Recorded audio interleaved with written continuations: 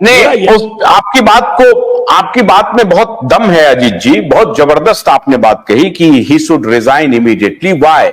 और आप, ये व्यक्ति 32 घंटा के बाद संजय सिंह, इनके जो दूसरे राज्यसभा सांसद हैं, उन्होंने प्रेस में आकर के स्वीकार किया कि हां बदसलूकी हुई है, मारपीट नहीं कहा, बदसलूकी हुई है। और अभी जो आपने एफआईआर में कहा कि उनका पीरियड चल रहा था, उनके प्राइवेट पार्ट्स पर भी अटैक हुआ, वो सारे एफआईआर के अब हिस्सा हो गया।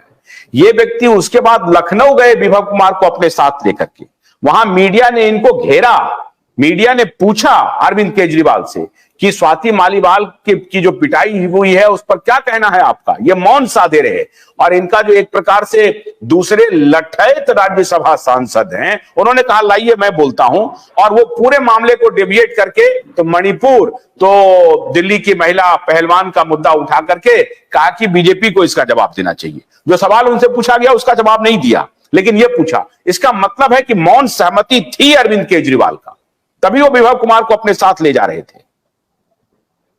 बिल्कुल, यदि ऐसा है, मैं तो वही कह रहा हूं कि पहले विभव कुमार को सस्पेंड नहीं, नौकरी से डिसमिस किया जाए, उसके बाद वो अपना इनोसेंस जो है वो प्रूव करें कोर्ट में जाके। पहले उनको अरेस्ट किया जाए, उनको अंदर किया जाए। इनफैक्ट मैं होता मुख्यमंत्री तो और भी हार्श स्टेप लेता उनके ऊपर, before I would send him to jail. But anyway, legally तो यही एक्ट है कि उनको अंदर किया जाए, उनको जो है let the police handle him and find out, investigate करें। मुझे नहीं मालूम है आशुतोष जी, आप शायद अरविंद केजरीवाल के ऑफिशियल चेंबर या रेजिडेंस पे गए होंगे, वहां यदि सीसीटीवी कैमरा है तो सीसीटीवी कैमरा से एविडेंस लिया जाए। एनीवे, नया कानून यही है कि if a woman has openly done an FIR, वो भी मेंबर ऑफ पार्लियामेंट, कि उन पर असॉल्ट हुआ है इस तरह का, मतलब बिल्कुल वायलेंस, मतलब जो कहते हैं अल्टीमेट इनडिसेंट वायलेंस, अग्रेसिव। एकदम ठीक कह रहे हैं। हाँ, नहीं, तो ये इसलिए ज्यादा महत्वपूर्ण हो जाता है अजीत जी कि ये मैं कह रहा हूं कि नया कानून है कि लेट विभव Kumar prove he is innocent. अभी स्वाति जी को प्रूव नहीं करना पड़ेगा कि वो गिल्टी है, उन्होंने तो एफआईआर कर दिया। लेट विभव Kumar prove, let him be dismissed from his job, let there be an investigation, let him shadow inside jail, and let his master, if there is open link between जो केजरीवाल के order पर ये हुआ, तो Kejriwal morally इस act के बाद उनको रिजाइन करना चाहिए, नहीं तो दोबारा उनको घसीट के जेल में डाल दीजिए। वो मुख्यमंत्री बनने लायक नहीं है इस एक्ट के बाद मेरे अनुसार। कर्नल साहब, ये बहुत जिम्मेदार बयान आ रहा है अजीत जी के तरफ से, क्योंकि अजीत जी कभी इस तरह से बोलते नहीं हैं, और ये जो ओपिनियन है वो एक जबरदस्त एंगर है। और क्या अजीत जी का एंगर कॉमन मैन का एंगर है?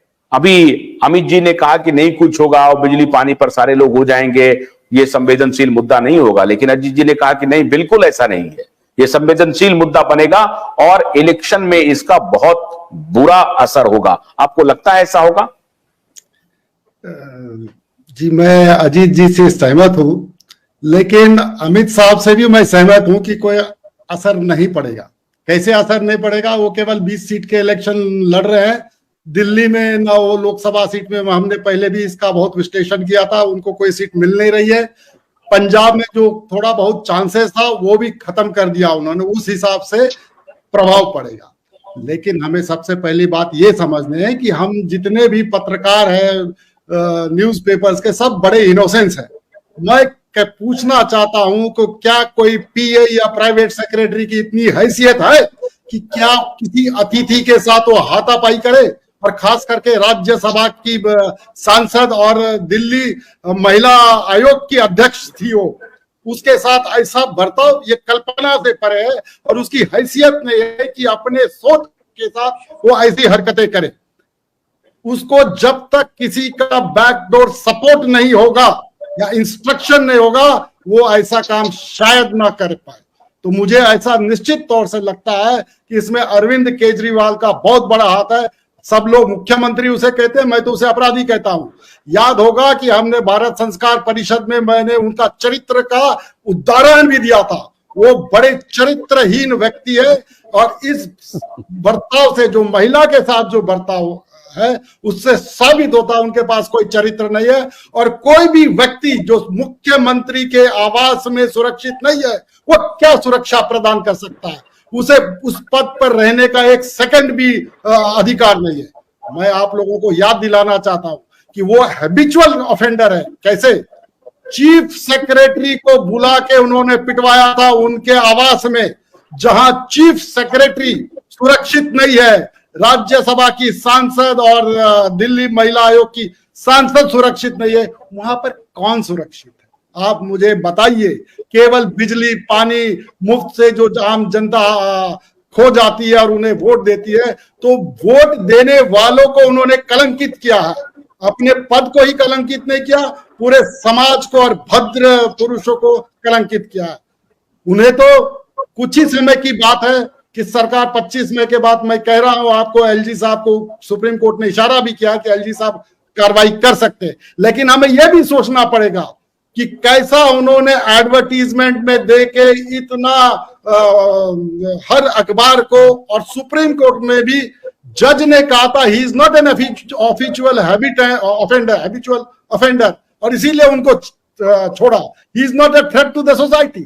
जब सुप्रीम कोर्ट का जज को क्या ये मालूम नहीं है कि उन्होंने चीफ सेक्रेटरी की पिटाई कर दी, और ये उदाहरण सब में है, अब किस मुंह से उन्होंने ये फैसला दिया कि is not an official offender?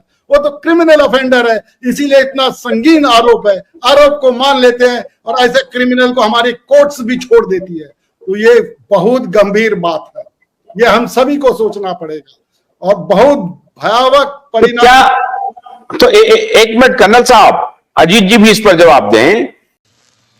Bholanath के 2-in-1 बैटरी ऑपरेटेड हार्वेस्टर कम ब्रश कटर के साथ ट्रॉली अतिरिक्त लागत पर उपलब्ध है।